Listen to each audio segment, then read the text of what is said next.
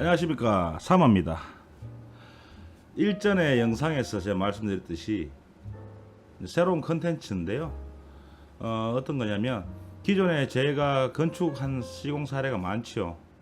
그 중에서 권해드릴 만한 좋은 시공 사례 그를 뽑아서 그때 소개 영상에서 미처 말씀드리지 못했던 그런 세세한 이야기, 뒷이야기들, 그리고 그에 따른 건축 지식, 그 시공법, 이런 다양한 이야기들을 하면서 좋은 시공 사례를 권해드리려고 새로운 컨텐츠를 준비했고요. 매주 일주일에 한 번 정도라도 가급적이면 컨텐츠를 녹화 영상을 진행을 할까 합니다. 바쁠 때는 많이 바빠서 또 현장 다니면서 또 촬영도 해야 되고 하지만은 최대한 제가 짬 내는 대로 이렇게 하겠습니다. 이거 실시간 방송도 가능하지만 또 실시간 방송이라는 게 사실 참 시청자가 많이 돌아주시면 또 힘나서 하지만은 또 안 좋은 점도 좀 있어요. 그런 부분도 있다 보니까 우선은 녹화 영상 위주로 해서 이렇게 새로운 컨텐츠를 또 진행하도록 하겠습니다. 자, 오늘은 세컨하우스를 소개할 건데요. 한 2년 전에 시공했는 곳인데 강화도에 바닷가 높은 지대에 설치했는 세컨하우스고, 권해드릴 만한 이유는 36 2개입니다. 36 2개를 기역자로 연동을 해가지고 이렇게 이런 형태로 연동을 해가지고 앞에도 데크 포치도 36 똑같이 해서 하늘에서 봤을 때는 가로 세로가 6m 정사각형이고, 위에 또 루프탑도 일부 데크, 옥상이 되는 데크도 설치하시고 풀로 다 하신 집이에요. 요 댁 같은 경우에는 제 기억에는 부가세 별도로 5,500만 원까지 그 당시로서는 상당히 많이 투자를 하셨는데, 지금 시가로 따지면 그보다는 조금 더 나오겠나 싶으네요. 그렇지만 돈 1,000만 원 정도는 줄일 수도 있는 게 적당선에서 타협을 하면 또 줄기도 합니다. 그래서 최대한 5,000만 원 정도 수준에서 전체 연면적이 22평 이렇게 육박하기 때문에 굉장히 메리트 있어요. 큰 것도 좋지만은 딱 필요한 만큼만. 세컨하우스 지금 구성하시는 분들이 면적이 어느 정도가 적당한지를 잘 가늠이 안 되신다고 하시는 분들이 많습니다. 그래서 또 권해달라, 어느 정도 하면 됩니까? 이제 이렇게 물어보시면 그게 참 대답하기 난감하죠. 이런 시공 사례를 통해서 참고하시면 안 좋겠나 싶어요. 오늘은 36 2개를 연동하지 않고 각각 떨어뜨려서 데크로 출입하는 겁니다. 출입구도 따로 있고, 그런 시공 사례를 한 개 소개시켜 드릴게요. 자, 안녕하십니까, 영삼하우스입니다. 오늘 또 인천 광화군에 정식 준공을 해서 또 건축하는 곳이에요. 36 컨테이너 2개인데요. 연동은 아니고 기역자 형태로 떨어뜨려 놓고 설치하는 현장입니다. 근린생활시설로 준공해서 사용하실 집입니다. 저희 다니는 현장에 이런 것도 있고 저런 것도 있습니다. 때로는 길에서 가는 경우도 있고요. 50톤 크레인 정말 크죠. 예쁜 아이보리스의 컨테이너 하우스인데요. 설치 모습을 한번 보시겠습니다. 이렇게 크레인으로 작업하고 있고요. 저 밑에서 이제 컨테이너 한 대는 또 대기 중입니다. 땅이 좁아서 길이 넓지 않고 차 한 대밖에 못 올라오는 길이다 보니까 도중에 멈춰서 있으면 좀 불안한 부분이 있어서 한 번에 밀고 오기 위해서 저 밑에 입구에서 대기 중이에요. 포치가 또 설치되는 모습입니다. 데크 포치. 오해하지 마십시오. 여기는 건축 허가가 다 떨어져서 이렇게 하는 현장입니다. 다 건축 면적에 들어가는 것이고요. 컨테이너를 놔야 되는데, 자, 여기서 참고적으로 하나 설명해 드리고 갈게요. 샌드위치 판넬로 만들거나 뭐 목 구조로 뭐 목재를 붙여서 뭐 사이딩을 붙인다거나 이런 이동식 주택이 많이 흔하죠. 일반 경량 철골조도 마찬가지인데 컨테이너하고 그 모델들의 차이점이 어떤 건지 궁금하다 하시는 분들이 좀 많을 것 같아요. 첫째로 이렇게 각관으로나 이렇게 뼈대를 경량철골로 잡아서 붙인 것들, 핏을 주고 뭐 우레탄을 뿌려서 같이 탁 붙인다고는 하지만 이 경사도가 거의 뭐 이 정도 됩니다. 여긴 지대가. 이런 곳에 올라오면 크레인으로 들었을 때 절대로 똑바로 들어 올려질 수가 없죠. 기울어져 있는 상태니까. 이렇게 이제 이렇게 되겠죠. 그럼 이렇게 돼서 올라가는 도중에 약간만 기울어져도 평지에서 들어 올린다 하더라도 욕실이나 더 무거운 곳이 있거든요. 이렇게 기울어졌다가 들어 올려지고 나서야 이렇게 수평 잡히는데 그 찰나에 이 목상 일명 다루기라 그러는데 각재 잡아놓은 뼈대 잡아놓은 것들이 이렇게 휘어지면서 부서집니다. 그래 공장에서 만들 때는 수평에 잘 맞춰가지고 만들었는데 싣고 나가면서 출고하면서 이렇게 들어지는 경우가 많아요. 파손돼서 나가는 거예요. 저희가 예전에 경량철골로 처음에 하고 목구조로 처음 농막부터 시작해서 이걸 이날까지 발전해 오면서 컨테이너로 확립을 했는 이유가 물건이 나가면서 부서져 나가는 상황이 나와요. 어떤 증상이냐면 도배지가 이렇게 막 울어 있는 곳이 있어요. 그러면 참 쿵쿵쿵 때립니다. 주인 안 보는 데서 피워주는 거예요. 설치하고 나서. 사실 그러면 안 되지 않습니까? 그래 뒤틀리지 않는 구조체는 없죠. 그렇지만 컨테이너 같은 경우에는 다 용접돼서 다 붙어 있죠. 그리고 저희는 경질 우레탄만 쓰지 않습니까? 연질을 쓰지도 않고. 그렇다 보니까 안에 텅 비어 있는 스티로폼 단열, 뭐 다른 기타 단열재에 비해서 이 우레탄을 뿌림으로 인해서 그 목 구조로 뼈대에 서 있는 것들이 다 같이 물어져. 자, 본드처럼 다 붙어버리는 거예요. 뒤틀리고 싶어도 안 뒤틀려요. 힘을 받고 싶어도 다 분산돼 버리니까. 이거는 상식적으로 생각해도 이거는 뭐 누구라도 다 이해가 가실 겁니다. 그래서 컨테이너가 굉장히 그런 부분에 있어서 우수한 구조체라고 말씀드리고 싶고요. 그리고 컨테이너는 컨테이너 자체로 마감을 끝내야 돼요. 이동식 주택 이런 거는 제 생각은 이 자체로 마감을 끝내야지 다른 걸 더 붙인다거나 하면 그것들도 또 상하게 돼 있습니다. 영원한 건 없거든요. 햇빛을 이기는 물질은 없고. 그렇다 보니까 그것들 또 관리하려고 그러면 또 돈 들고 그런 부분이라서 컨테이너 자체로 마감이 된다면 가장 좋다고 이상적이지 않을까 해서 녹슬지 않는 스틸로 컨테이너를 만들기 시작했고, 그러다 보니까 상대적으로 골조가 조금은 더 비싸지만은 몇 년을 놓고 보자면 관리하는 부분에 있어서 오히려 비용이 저렴하다, 가성비가 뛰어나다. 오래 쓰신 분들은 그 말씀을 하시죠.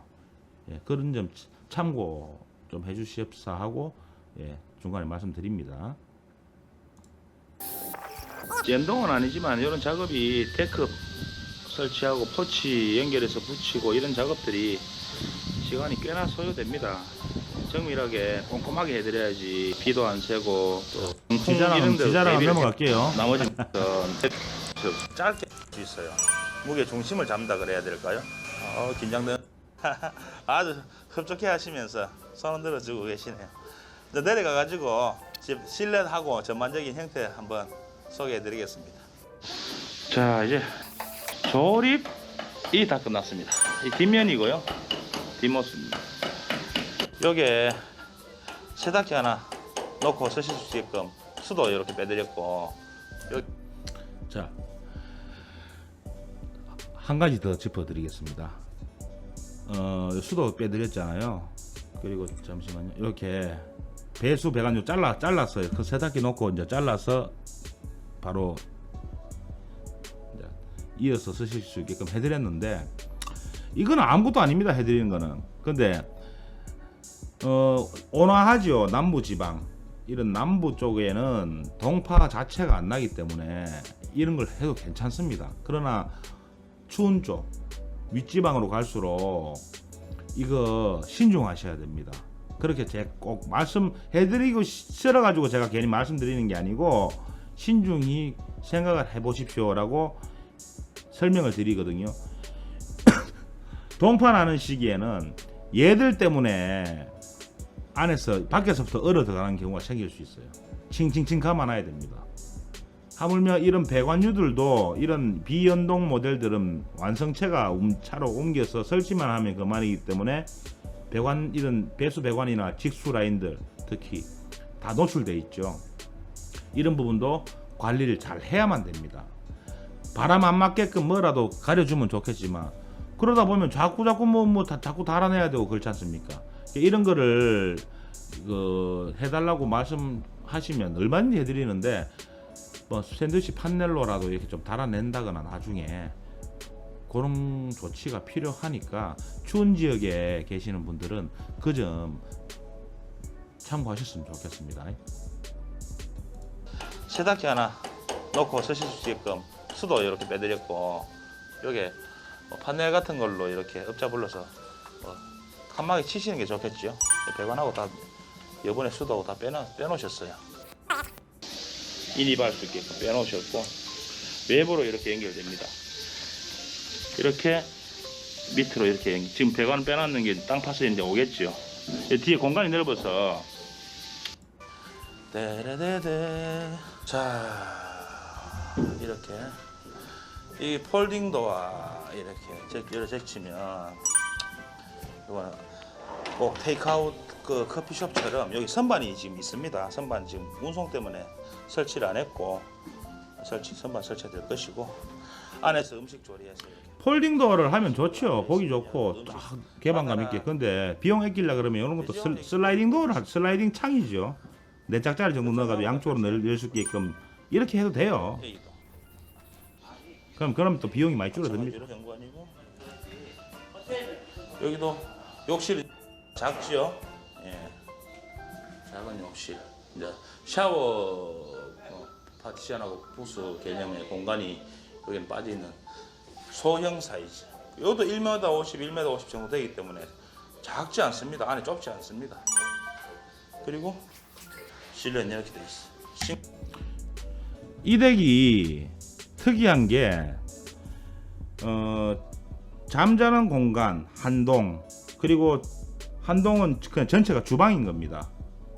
이 세컨하우스 같은 경우가 이 덱이 식구들이 다 모이면 그래도 뭐 손주들까지 다 따지면 한 5명 이상 되시는 걸로 알고 있는데,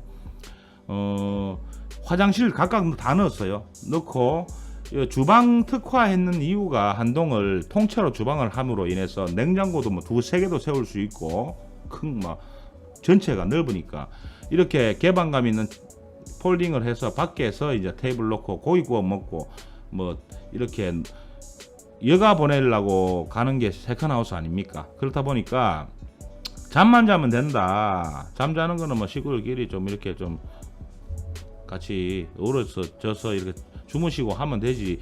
주로 활용할 공간이 데크 저쪽이고 주방이다 보니까 굉장히 현명하게 공간을 이렇게 분리하셨어요. 이러놓으면 정말 편합니다. 그 실내에서 뭐 요리해서 밥 해 먹고 할 일 잘 없습니다. 밖에 데크 같은 경우 꼭 필요한 이유가 그런 이유거든요. 그리고 바람도 뭐 쐬시고 뭐 눈 호강하시려고 안에만 있으려고 이렇게 짓는 게 아니지 않습니까? 이런 건물은. 그렇다 보니까 굉장히 좋은 시공사례죠. 싱크대 좀 더 키워서 여기는 2구 이렇게 넣어드렸고요. 상부장을 요즘 잘 안 하는 추세라서 상부장 대신에 이렇게 원목 선반을 올려드렸어요. 깔끔하게 위에까지. 선반은 휩니다. 근데 단점이 나중 되면 잊혀져요. 코드 같은 게 40. 그거는 참고하셔야 돼요. 좀 갬성이죠, 갬성. 스카이블루 계열의 실크가 도배입니다. 실크 벽지로 전체를 도배했습니다. 실크 벽지는 오염에 좀 강하지요. 서랍하고는 다 끼워 넣어야 돼요. 벽지 얘기가 나와서 또 말씀드리는데 실크 벽지가 요즘은 잘 안 합니다. 합지가 워낙 좋아져 가지고 두껍고 품질이 너무 좋아서 실크 벽지도 상해요. 단점이 뭐냐면 장점은 실리콘 막이 붙어 있기 때문에 물걸레 청소도 되고 오염에 강하다. 단점은 재도배하기 힘들다. 다 벗겨내야 된다. 그러므로 도배사 인건비가 더 들고 돈도 더 들고, 그리고 또 한 가지 단점이 곰팡이 같은 게 생기면 진짜 골물대로 골마야지만 실크 벽지는 티가 나기 시작합니다. 모릅니다. 티가 나고 나서 이제 이렇게 뜯어내 보면 이미 너무 많이 진행된 상황이에요. 그러다 보니까 합지는 장점이 그런 증상이 나오자마자 빨리 눈에 보입니다. 그러면 빨리 락스 섞은 분무기 물 뿌려가지고 곰팡이균 죽이고 또 말린다거나 혹은 재도배를 또 할 수도 있죠. 새 집 짓고 나면 한 1년 있다가는 도배를 한 번 더 하라 그러는 이유가 뭐냐면, 합지 같은 경우에는 왜 그러냐면 석고보드나 이런 그 마감 내장재에서 그 화학 성분이 좀 배 나오는 경우가 있어요. 그러면 종이 도배는 얼룩얼룩해집니다. 그래서 원래 합지는 2번 하는 거예요. 1년 있다가 1-2년 있다가 한 번 더 하는 건데, 그러면 정말 짱짱하죠. 그 실크 도배지는 한 번으로 끝나지만은 단점도 있다는 점. 요즘은 저희가 집을 지어도 주로 천장 빼놓고는 벽은 전체를 합지를 많이 하면, 합지가 또 느낌이 더 좋다는 분도 계세요. 모서리 마감할 때도 그렇고 들뜨는 현상도 적다, 뭐 이런 걸 또 생각하시고 가지고 많이, 저희도 뭐 그게 합지가 나은 것 같더라고요. 방충망도 달고, 이 외부 선반인가 봅니다. 여기. 자, 여기 B동인데 B동부터 보세요. 아까 보셨던 게 요거 A동이고요. 여기 B동입니다. B동이 침실 위주의 공간입니다. 여기 미니멀하게 현관용 타일 형성해 드려 가지고 신발 여기 여기서 벗고 들어갈 수 있게끔 했고요. 우선 청소하고 좀 이렇게 저희가 해서 오지만은 또 이렇게 건축주께서 또 하실 일이 이런 거 아닙니까? 좀 정리하고 닦고 이렇게 하셔야 되고. 야, 바다예요. 강화도. 서해 쪽인데 유일하게 이쪽만, 나머지 대부분 서해가 전부 뻘이는 쓸데없는 소리 치우고. 블루율입니다. 블루로 좀. 이중창은 전부 제 이중창입니다. 예쁘네요. 중부 그 2지역이고요. 싱크대. 하이라이트 19. 뭐 아시다시피 하이라이트는 아무 냄비나 올려도 되지만 옛날 것처럼 뭐 이렇게 막 벌겋게 달아오르고 그렇지는 않습니다. 침실이지만 차라도 끓여 드시고 하기 위해서 작게나마 이렇게 싱크대를 넣었고요. 이 공간 B동은 욕실이 큽니다. 메인 그 침실 개념이다 보니까 욕실 더 길게 뽑아서 샤워 파티션도 분리해서 이렇게 설치했는 덱입니다. 하이라이트 설치 이렇게 하고 됐고요. 좀 크죠? 이 공간이 더 있는 거예요. 샤워부스 설치했고요. 해바라기 샤워기가 인기가 없어요, 요즘. 그래서 이렇게 높낮이 조절 되는 거 이렇게 조절하면서 쓰실 수 있는 이런 게 요새 인기가 있습니다. 욕실은 굳이 이중창 해봐야 불편하고 단창으로 해서 환기 잘 돼야 되니까요. 그래서 제가 또 블링블링한 걸 좋아합니다. 구독, 좋아요, 골드, 골드 감사합니다. 그리고 이 남는 공간이 있어요. 쓸데없이 욕실 키워줄 필요 없이 활용하자, 이렇게 취지에서 여기를 이불 정도, 이불 넣으려고 하면 폭이 많이 넓어야 되지 않습니까? 깊어야 돼요. 이렇게 멀바 원목으로 나름대로 이렇게 신경 써서 해드린다고 해드렸어요. 멀바 원목판 다 바니쉬 처리해서 튼튼하게 쓰실 수 있게끔 그렇게 해드렸습니다. 2단으로. 이불 뭐 얼마인지 넣을 수 있겠네. 진공 청소기 같은 것도 앞에 보관도 하실 수 있고. 이래 공간 활용성이 굉장히 좋습니다. 이 집이 작은 거 두 개지만은 이렇게 신경 써서 공간을 잡았고, 이래가지고 이 공간에 이제 문을 달 수는 없어요. 너무 좁아서, 폭이 좁아서 문을 달 수는 없습니다만은 그 실커튼 같은 거 있죠. 그 쭉 늘어지는 거, 그런 걸로 해가지고 충분히 가릴 수 있으니까 이불장도 생기고 얼마나 좋습니까? 깊어야 되니까, 그죠? 이불도 많이 들어가겠죠. 이런 식으로 공간 활용했고, 온돌 판넬에 강마루를 깔았는데 지금은 강화마루를 시공 많이 합니다. 강마루는 온돌 판넬 자체가 너무 뜨거워요. 그렇기 때문에 본드 방식인 강마루는 들뜨는 현상이 발생할 수 있고, 이렇게 테두리에는 판넬이 규격이 사이즈가 정해져 있다 보니까 고무판으로 동일한 두께의 1.5cm 두께의 고무판으로 이게 테두리가 돌아가거든요. 그러다 보니까 그런 부분은 본드를 붙여봤자 떨어지겠죠.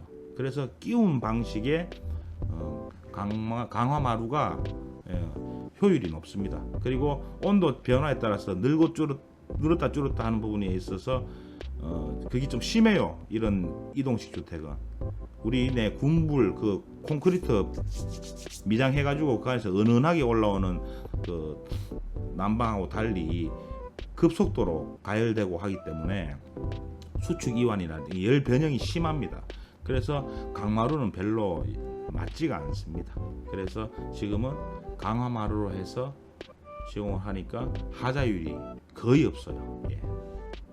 시공 전반적으로 화사합니다. 여기 벽걸이 에어컨 걸 수 있게끔 별도의 콘센트하고 차단기 분리했고, 여기는 합판 보강을 해놨습니다. 이 석고보드 합판, 여기 어디 박아도 상관없어요. 이 부분 다 힘이 받습니다. 이렇게 편리하게 쓰실 수 있게끔. 에어컨 설치기사 오시면 알아서 다 뚫어요. 미리 절대 뚫어놓을 이유는 크게 없습니다. 괜히 이물질만 들어가고 그때 뚫으시면 되고, 차단기 이렇게 하면 이렇게 있고요. 욕실은 노란색입니다. 이렇게 욕실 차단기, 이게 또 콘센트를 많이 요구하시는 분들이 계시거든요. 리드선 이렇게 해서 멀티탭 이런 게 좀 싫다고. 물론 맞습니다. 저도 그런 걸 별로 안 좋아했는데 전기 지식이 없을 때는 콘센트가 많은 게 좋았는데, 우리 가정에 보면 콘센트가 그렇게 많이 없다는 걸 느끼실 거예요.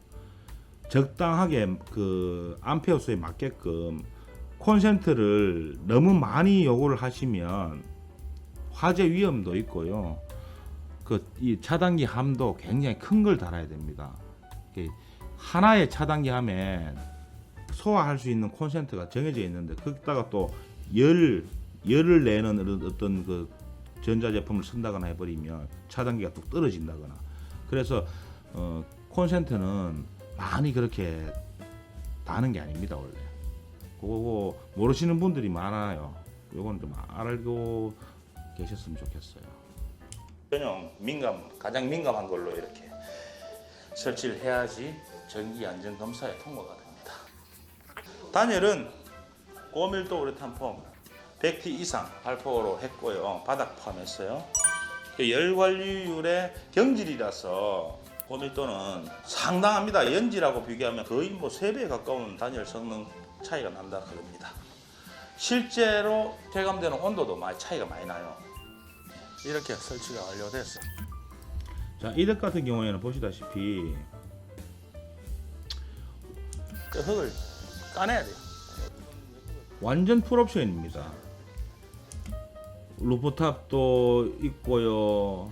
또 여기는 또 데크가 쓸데없이 많을 필요는 없다고 하셔가지고 또 모양 내기 삼아 모양 예쁘게 마감하시려고 이렇게 또 경사지붕도 설치하고, 사실 이런 것들이 꼭 있어야 될 필요는 없어요. 이게 없다고 비가 새는 것도 아니고 여름에 많이 더운 것도 아닙니다. 우레탄 단열 그 경질을 했기 때문에 천정은 150mm 정도를 해주거든요. 그렇기 때문에 연질로 따지면 연질 영상에서도 설명드렸다시피 우레탄 회사에서는 경질과 연질의 그 시험 성적서가 그래 나와 있답니다. 4배에 육박하는 성능 차이가 있대요. 그러면 연지를 100mm 뿌리면 경지를 똑같이 100mm 뿌리면 400mm 뿌리는 것처럼 차이 날까? 그건 좀 과장이라고 생각합니다. 근데 시험 성적서는 그래 나와 있대요. 2배는 넘는 것 같아요. 2배는 진짜 좋게 되는 것 같아요. 그러면 150mm를 뿌렸다 천장에. 그럼 연질 우레탄도 좋습니다. 저는 1년짜리 단열이라고 표현하고 말아버리는데 왜? 수축이완에 쪼그라들어 버려요. 그래서 300mm 연질 우레탄을 뿌리는 집도 저는 본 적도 없고요. 만약 그렇게 뿌린다면 어마어마하게 성능이 좋겠죠. 근데 그렇게 뿌리는 곳도 본 적도 없고 뿌리는 곳도 없습니다. 사실 이 우레탄이라는 게 주변에서 보시는 것들은 대부분 연질일 겁니다. 굽고 나서 눌러보면 꼭 술빵처럼 푹신푹신하게 스펀지처럼 눌러져요. 쪼그라든단 말입니다. 근데 경질은 같은 공간을 채우더라도 밀도가 높아서 많이 들어가는 거예요. 그러면 3배, 4배라고 얘기하면 그만큼 3배, 4배 밀도가 높다는 얘기인데 굽고 나서 눌러보면 눌러지지가 않습니다. 표면도 경도가 엄청 딱딱해요. 그래서 경질이라 그러는데 그렇다 보니까 변형이 안 됩니다.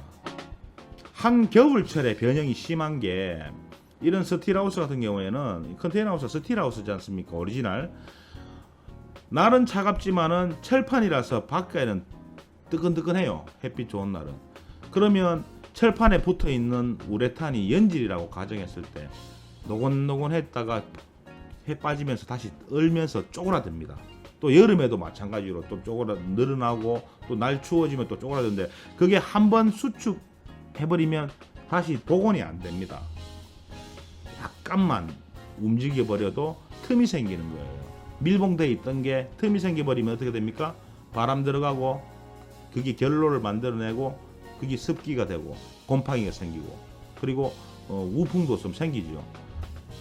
경질은 그런 게 거의 없다고 봐도 돼요. 변형이. 그래서 뒤틀림도 거의 없고요. 엄청 짱짱하죠. 경질 우레탄이 정말 좋습니다. 여러분.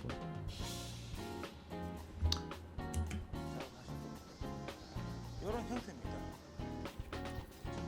참 아담하지만은 있을 거 다 갖춘 집이라서 제가 기억에 남고 실제로 실물은 설치하고 나서 제가 만족도가 제가 너무 높았어요.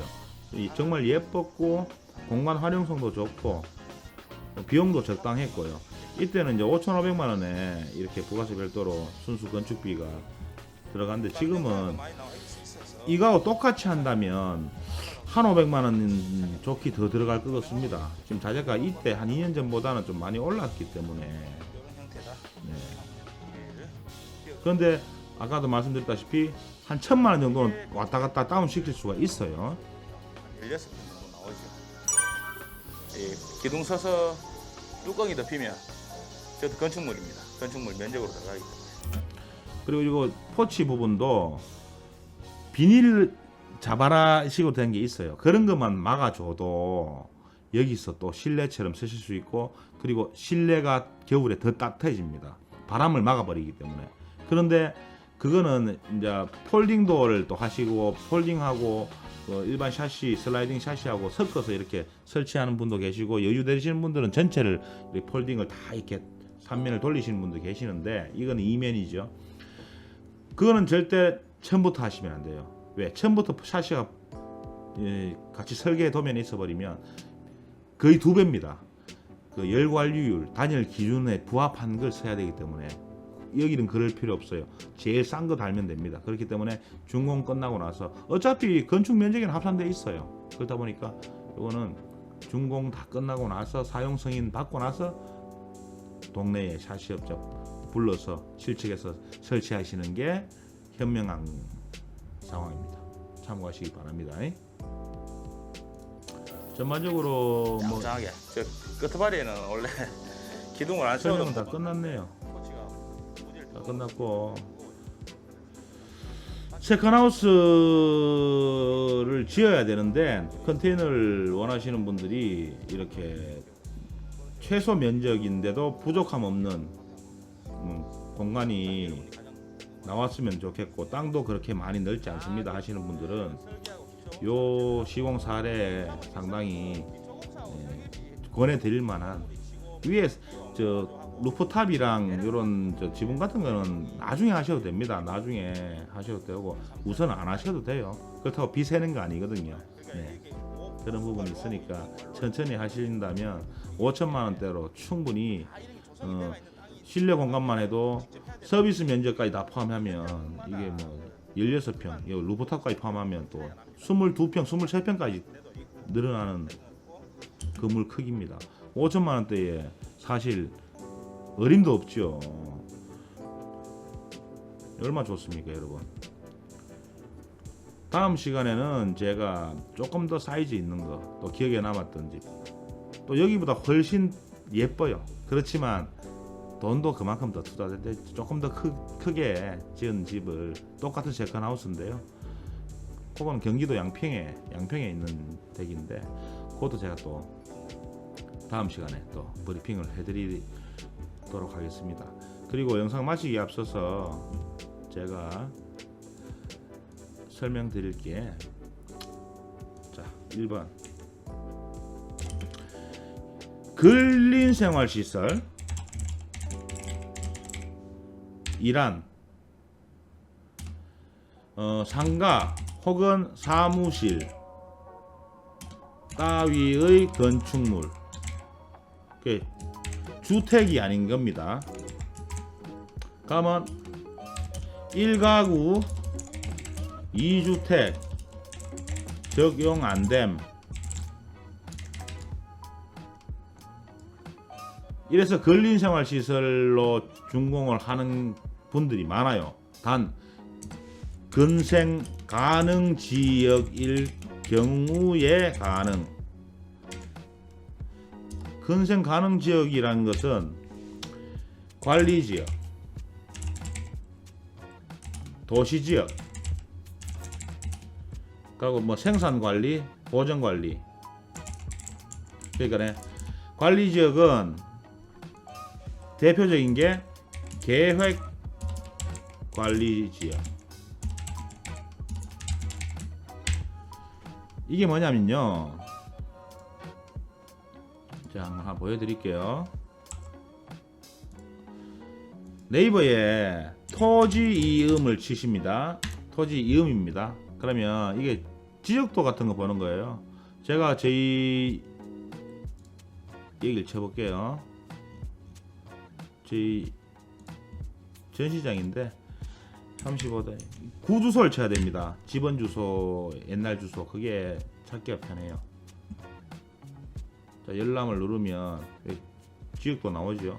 그리고 여기 이제 토지 이용 계획 뭐 이런 걸 보는 건데, 도시 지역이죠. 그 자연녹지 지역이기도 하고 가축 지역. 근데 요게 도시 국토의 계획 및 이용에 관한 법률에 따른 지역 지구 등 여기 첫 칸에 다 요 뒤에 계획 계획 관리 지역, 뭐 보전 관리 지역, 뭐 이런 관리 지역 이 수식어가 붙는 경우가 있습니다. 시골이 그래요. 시골이.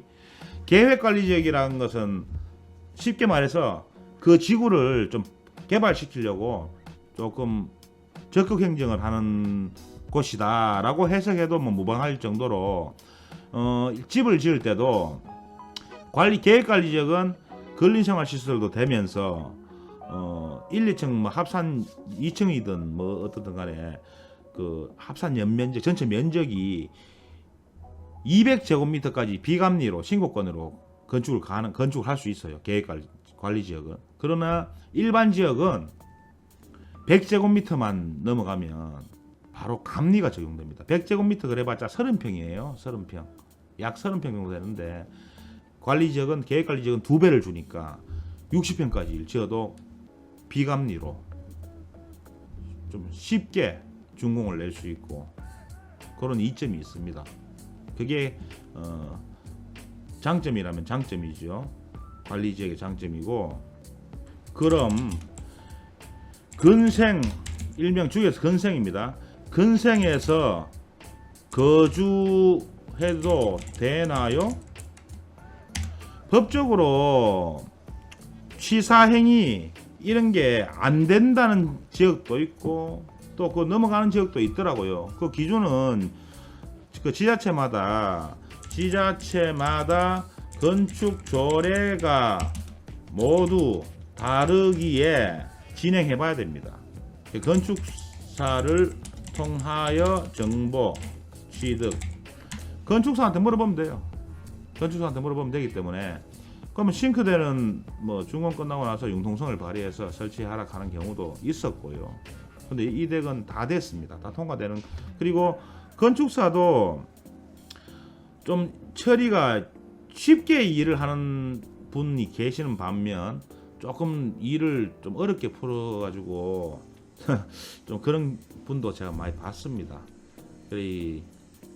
학생이라고 다 우등생만 있는 게 아니듯이 같은 일을 하지만 일을 좀 더 잘하는 사람이 있고 조금 서툰 사람도 있을 수 있지 않습니까? 그래 건축사가 굉장히 건축에 있어서 함에 있어 건축사의 역할이 가장 중요하다.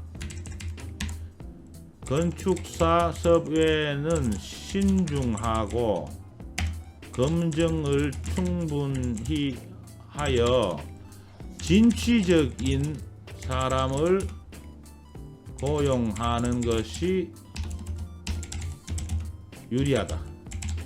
진취적이라는 것에 이게 뭐냐면 컨테이너 하우스 준공을 안 해본 사람이 아직까지 더 많죠. 건축사님들 중에서 진취적인 분이라는 것, 안 해봤지만 뭐 되니까 할 거 아닙니까? 시공사에서 뭐 서류 다 줄 것이고 어떤 백업이 다 되는 거 아닙니까? 맞습니다. 그러면 저희가 한번 해볼게요. 이렇게 나오는 사람이 있는 반면 꽤나 많은 사람들이 그거는 컨테이너조 건물은 컨테이너조래요. 대한민국 건축법에 컨테이너조라는 건축물이 있는 줄은 저는 처음 들어봤습니다. 얼마 전에 우리 예비 건축주님께서 컨테이너조 건물은 준공이 안 됩니다. 그 담당 건축사가 그렇게 말씀하셨더라고요. 그래서 제가 뭐라 말씀드리냐면, 그러면 선생님 다른 건축사님을 찾아가십시오. 그분은 저희가 백업을 해드려도 하기 싫어서 그런 말씀을 하신 것 같습니다. 지금 컨테이너 하우스를 얼마나 지금 많이 보편화됐고 많이 확산되고 알려졌지 않습니까? 근데 건축사이면서도 안 해봐서 도움이 필요하다, 어시스트가 필요하다 이렇게 말씀하시는 것과 예비 건축주들은 건축 지식이 뭐 전무하신 분들이 대부분이에요. 100% 믿고 건축사의 말만 믿고 의지하는데 무턱대고 불가능하다 말하는 건축사가 간혹 있습니다. 문제입니다. 이건 제가 비난하는 게 아니고 됩니다. 되니까 저희가 있는 거잖아요. 그런 부분에 있어서 제가 한번 해볼게요 하시는 분들이 이왕이면 그런 분과 파트너가 돼서 같이 일을 하는 게 좋다고 생각합니다. 충분히 공감하실 겁니다, 여러분들.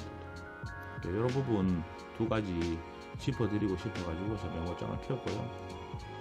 다음 영상에서 또 좋은 시공 사례를 가지고 또 컨텐츠로 찾아뵙도록 하겠습니다. 구독, 좋아요, 알림 설정 꼭 해주시고요. 여러분, 구독은 돈 들어가는 게 아닙니다. 무료입니다. 그리고 구독 버튼은 절대 한 번만 누르셔야 합니다. 3번 누르셔도 돼요. 5번 누르셔도 되고, 짝수로 누르면 안 됩니다. 여러분, 홀수로 눌러주셔야 됩니다. 용사마 하우스 채널을 구독하시면 머지않아 부자가 되실 겁니다. 용의 기운을 받으십시오. 다음 영상에 찾아뵙겠습니다. 감사합니다.